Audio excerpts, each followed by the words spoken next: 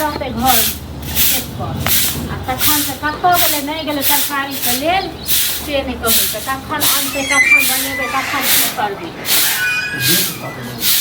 कौआई दे ये बहुते लिए बोले कनी लाओ जल्दी जल्दी अरे दुनू तीनों जवान कहे रहो दे कहां बनेलिए हां खेनाय खाने नहीं बने नहीं आखिर बाकी है तरकारी नहीं छले रात में तो कहने छलिए ना हां त रात में जो करी त हम की कहने रही कि छौरा के पैसा देबे आइन देते तो गेल ना अखन तक नहीं एला ना पता नहीं कतौ जाके सैट रहले से की करे लगले से तब बुझै छियै ओइ लपटौआ आदमी है तो कतौ जाके ताश खेले लागल हेते ताश खेले लगल तै दुआरे जोरे कहलिए हम की करिए से कहू की करिए त हमरे कहती हैं तो ये हमरे कहने रही ये गलती हमरे हम कहलिए छौरा आइन देते है रात में तो गलती हमर है हम ही जे आइन देती त ठीक रहती गजे हमरा की पता कि छौरा एना तो कर तै खाना की करिए से कहू आप की करिए बना बना तब याद देखे छी हम की केना कथी कहिया काची आइन के तखन न बनी पैसा ल के गेल है हां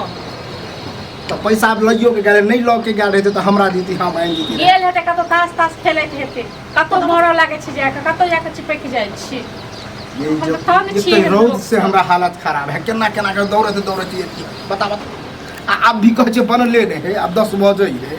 आप कहिया बने क्या हम की करती हां किछ भी होय छै त हमरे सब जे गलती दै छथिन ये तो खरा गलती दे एगो होई है कि अपना मन से कुछ नहीं कुछ केला की किसी किसी की कर देती से कहो ना कल से घर में कुछ होता खाना करती है ताबे जे रोटिए बनी नहीं रहती रोटी हम बने खाली पहले तरकारी लो हम तरकारी एक तरफ तरकारी चढ़ा देबे एक तरफ रोटी बना देबे तो चढ़बत रहू हां तो रहो तो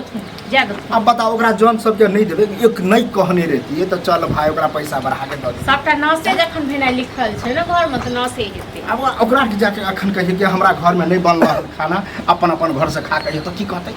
बेइज्जती वाला बात भेलै हां तो से बेटा बुझै छै हमरा का तो बेइज्जती है का की है ये तो बेटा के तै कहे है कि लोग चरफर होके रहबाक चाहिए हम की करती है हम जतिए मार्केट हम एनती है जाके हां हम एनती है गटा खाने के लिए का सब अब हम बहस करे छी सुना जाओ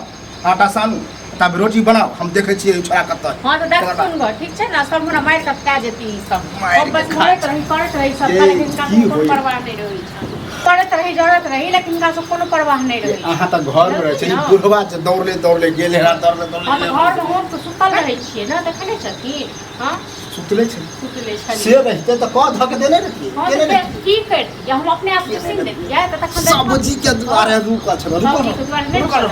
पता छोड़ते ही नहीं देखिए छोरा कत गेल नहीं कर ओ घर में चल बताओ तो आइ काल्हि पुतहु एहन हेतै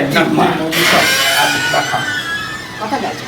और की कहिए गाँवमे गेल छलै नेंगरा के राखके जे छै ने पुतहुसँ झगड़ा भऽ गेलै हैं बड़ मारि मरल केओ के पुतहु हां तो वह झगड़ा के हां तो नेगरा झगड़ा तऽ कथी के सब्जी ला सुने छोड़ गया छै की भेल अपना बिसरि गेलै ओकरे में लाइन देखलखिन हां ई पंचायती करे लगले झगड़ा हो छले कि छोड़बै छै बड़का फर्ज छिए ना बड़का समाज में झगड़ा हेतै तऽ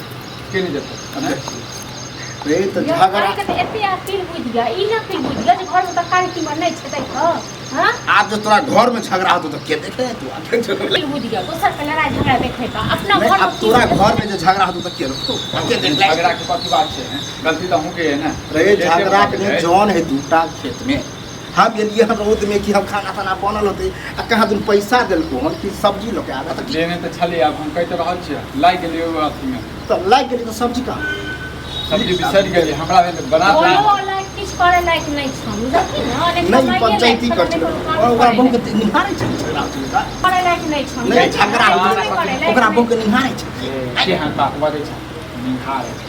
करत है तो घर में की बात से कहियो आइ गेल छी अहाँ दुनू रहू